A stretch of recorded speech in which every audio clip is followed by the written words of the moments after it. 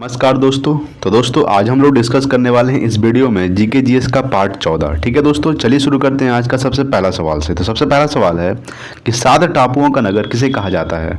तो 7 टापुओं का नगर कहा जाता है मुंबई को। ध्यान दीजिएगा कि मुंबई को 7 टापुओं का नगर कहा जाता है। ये मुंबई जो है ये महाराष्ट्र की राजधानी है। ठीक है दोस्तों। नेक्स्ट है कि भारत का सबसे बड़ा बंदरगाह कौन सा है। तो मुंबई। आपको पता होगा कि भारत का सबसे बड़ा बंदरगाह है मुंबई। अगर आपसे पूछेगा कि सबसे गहरा बंदरगाह कौन सा है तो वो है आंध्र प्रदेश का विशाखापट्टनम। ठीक है दोस्तों, सबसे गहरा बंदरगाह आंध्र प्रदेश का विशाखापट्टनम और भारत का सबसे बड़ा बंदरगाह है मुंबई। ठीक है दोस्तों। नेक्स्ट है कि गेटवे ऑफ इंडिया जो मुंबई में स्थित है का निर्माण कब हुआ था। तो गेटवे ऑफ इंडिया का निर्माण हुआ था 1911 ईस्वी को। कब हुआ था? 1911 ईस्वी को गेटवे ऑफ इंडिया का निर्माण हुआ था और गेटवे ऑफ इंडिया जो है ये मुंबई में स्थित है। ठीक है दोस्तों। चलिए नेक्स्ट देखते हैं अगला सवाल। अगला सवाल है आपके सामने कि इंडिया गेट जो नई दिल्ली में स्थित है, एक है गेटवे ऑफ इंडिया जो मुंबई में स्थित है, एक है इंडिया गेट जो दिल्ली में स्थित है, का निर्माण कब हुआ था। ये हुआ था 1921 ईस्वी को। ठीक है। गेटवे ऑफ इंडिया का निर्माण कब हुआ था? तो 1911 को हुआ था और इंडिया गेट का निर्माण हुआ था 1921 ईस्वी को, यानी कि 10 साल के बाद हुआ था। ठीक है दोस्तों, ये भी आपको ध्यान देना है। तो इंडिया गेट का निर्माण हुआ था 1921 ईस्वी को। इंडिया गेट नई दिल्ली में स्थित है। नेक्स्ट है कि इंडियन सिक्योरिटी प्रेस कहाँ स्थित है। तो इंडियन सिक्योरिटी प्रेस जो है ये नासिक में स्थित है। नासिक कहाँ पड़ता है? महाराष्ट्र में। और आपको ये कमेंट बॉक्स में बताना है कि नासिक जो है किस नदी के किनारे स्थित है। ठीक है दोस्तों। तो मैं आपको बता देता हूँ कि नासिक जो है ये गोदावरी नदी के किनारे स्थित है। कौन सी नदी? गोदावरी नदी। ठीक है दोस्तों। और गोदावरी नदी की जो लंबाई है वो है 1465 किलोमीटर। कितना है? 1465 किलोमीटर गोदावरी नदी की लंबाई है। और इंडियन सिक्योरिटी प्रेस कहाँ स्थित है? तो नासिक महाराष्ट्र में। नेक्स्ट है कि उत्तरी अमेरिका की घास के मैदान को क्या कहा जाता है। तो उत्तरी अमेरिका की घास के मैदान को प्रेयरी कहा जाता है। क्या कहा जाता है? प्रेयरी। ठीक है दोस्तों। तो उत्तरी अमेरिका की घास के मैदान को प्रेयरी कहा जाता है। नेक्स्ट देखेंगे अगला सवाल। अगला सवाल है आपके सामने कि एशिया और यूरोप के घास स्थल को क्या कहा जाता है। तो एशिया और यूरोप के घास स्थल को स्टेपी कहा जाता है। क्या कहा जाता है? स्टेपी। नेक्स्ट है कि आँख के भीतरी सतह को क्या कहा जाता है।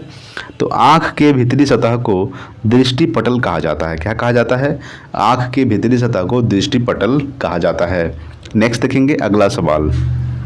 अगला सवाल है आपके सामने कि विश्व की सबसे लंबी नदी कौन सी है। तो विश्व की सबसे लंबी नदी है नील नदी। ठीक है। कौन सी नदी है?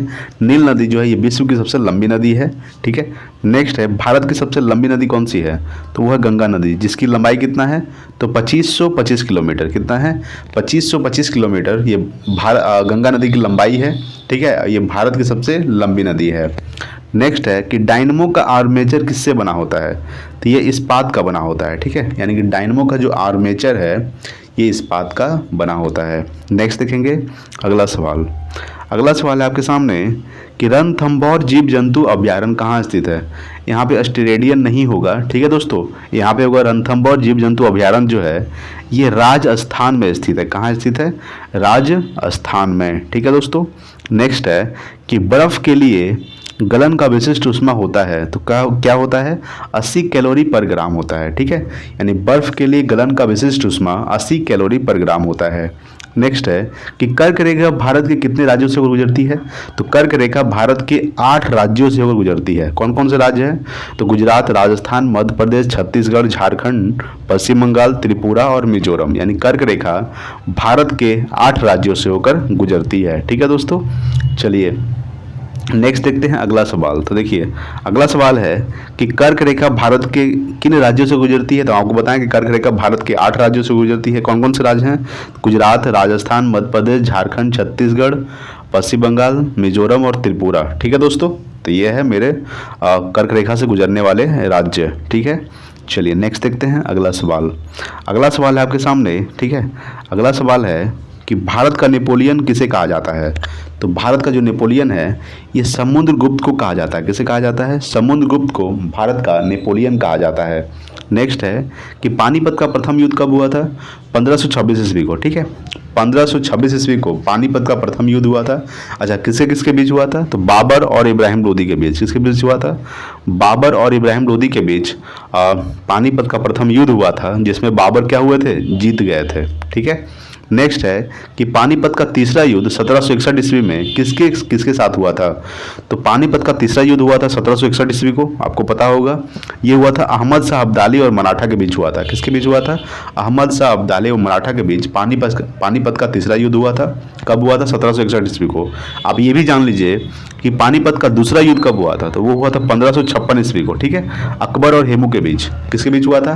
अकबर और हेमू के बीच 1556 ईस्वी को पानीपत का दूसरा युद्ध हुआ था, जिसमें अकबर जीत गए थे। नेक्स्ट देखेंगे अगला सवाल।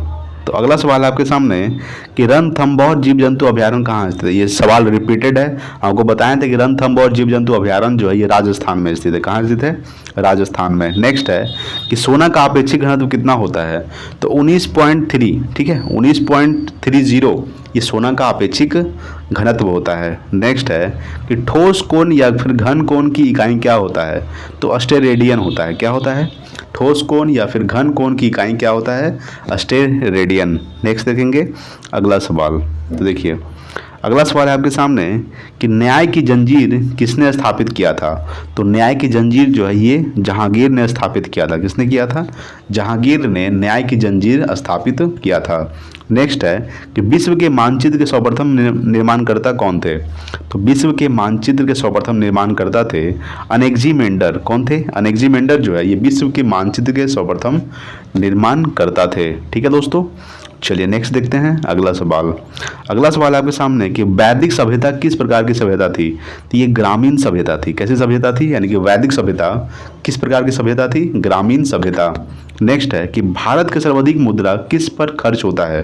तो भारत का सर्वाधिक मुद्रा जो है ये ईंधन तेल पे खर्च होता है। किस पे खर्च होता है? ईंधन तेल पर। नेक्स्ट है कि पोर्टलैंड सीमेंट में मुख्य तत्व क्या है। तो चूना, सिलिका, एल्युमिना और मैग्नीशिया। ठीक है, यानी पोर्टलैंड सीमेंट में मुख्य रूप से मुख्य तत्व क्या है? चूना, सिलिका, एल्युमिना तथा मैग्नीशिया। नेक्स्ट है आपके सामने अगला सवाल है कि विश्व का सबसे ऊंचा वेधशाला कहाँ स्थित है। तो विश्व का सबसे ऊंचा वेधशाला हांसे में स्थित है, जो कहाँ पड़ता है? लद्दाख में। ठीक है दोस्तों, यानी विश्व का सबसे ऊंचा वेधशाला कहाँ स्थित है? हांसे, लद्दाख में। नेक्स्ट है कि चावल में अधिकतम क्या पाया जाता है। तो चावल में अधिकतम जो है ये कार्बोहाइड्रेट पाया जाता है। क्या पाया जाता है? चावल में सबसे अधिक कार्बोहाइड्रेट पाया जाता है। नेक्स्ट है कि लोकसभा के प्रथम अध्यक्ष कौन थे। तो जीवी मावलंकर। कौन थे? जीवी मावलंकर जो है ये लोकसभा के प्रथम अध्यक्ष थे। नेक्स्ट देखते हैं अगला सवाल।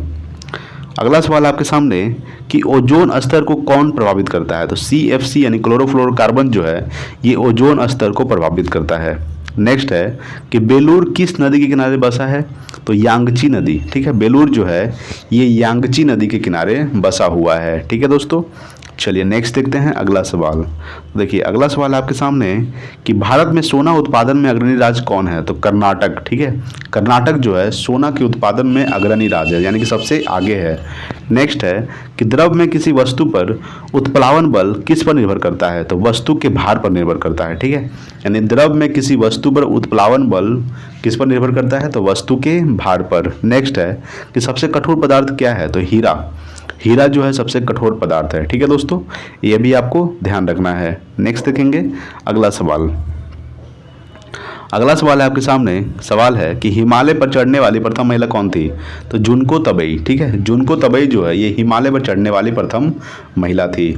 नेक्स्ट है कि लोलक की लंबाई चौगुनी होने पर समयावधि कितनी होगी। तो ये होगी दुगनी। ठीक है, यानी लोलक की लंबाई चौगुनी होने पर समयावधि कितनी होगी। तो ये दुगनी होगी। ठीक है दोस्तों, तो दोस्तों आज के लिए इतना ही। मिलते हैं अगले वीडियो में, तब तक के लिए जय हिंद, वंदे मातरम।